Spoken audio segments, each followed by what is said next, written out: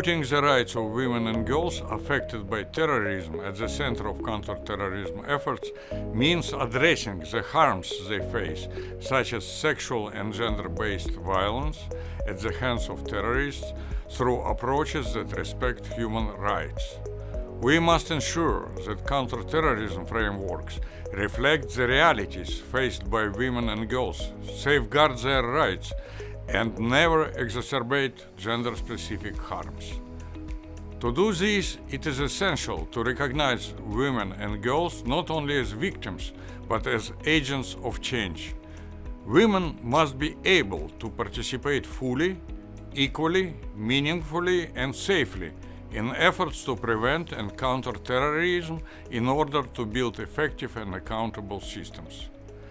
Rights and justice are not abstract terms. They should guide practical action. By engaging with civil society, especially women's organizations, we can ensure that women and girls are heard and that policies reflect their needs.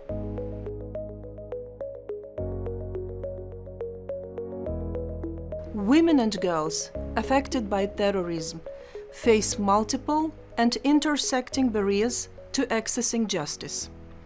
Impunity is widespread, particularly in conflict-affected areas where terrorist groups operate beyond effective state control. Justice institutions may lack gender-sensitive procedures, trained personnel, or survivor-centered approaches. Security risks and discriminatory gender norms also deter survivors from coming forward. Many fear retaliation, stigma, or discrimination. Women who were forcibly associated with terrorist groups may be perceived primarily as perpetrators rather than victims. Reparations and transitional justice mechanisms often fail to recognize gender-specific harms or exclude women who cannot meet formal documentation requirements. These barriers are often compounded by discrimination linked to ethnicity, religion, displacement, or disability.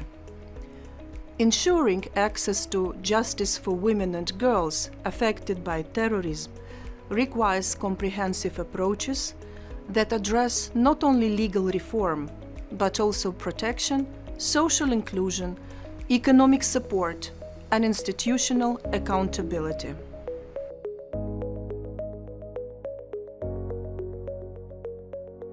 UNOCT is fully committed to playing its part in advancing rights and justice for all women and girls.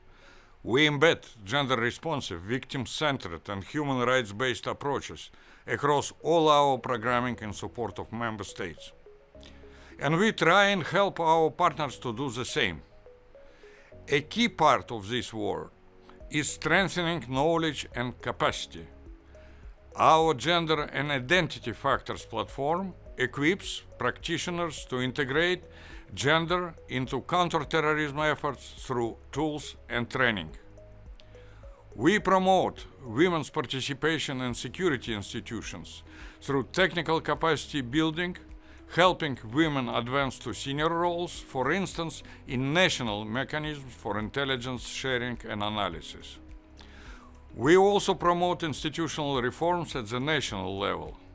Through a new initiative in partnership with the European Union, we are supporting national authorities in identifying and addressing barriers to increase women's participation and leadership across counter-terrorism institutions, law enforcement, intelligence agencies, and the justice sector.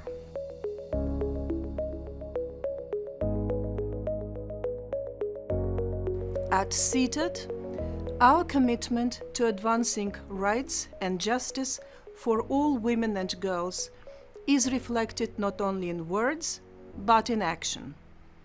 As mandated by the United Nations Security Council, CTED is ensuring that gender equality and human rights are embedded in global counter-terrorism efforts.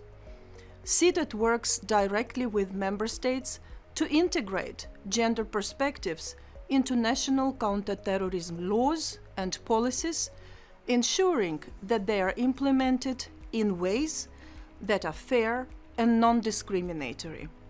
We also promote the meaningful participation of women in security, law enforcement, justice institutions, and in prevention efforts, recognizing women's enormous potential.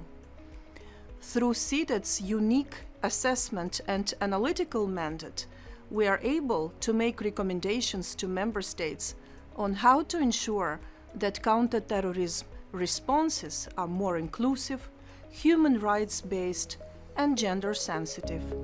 In this way, we are turning our commitments into concrete progress for women and girls everywhere.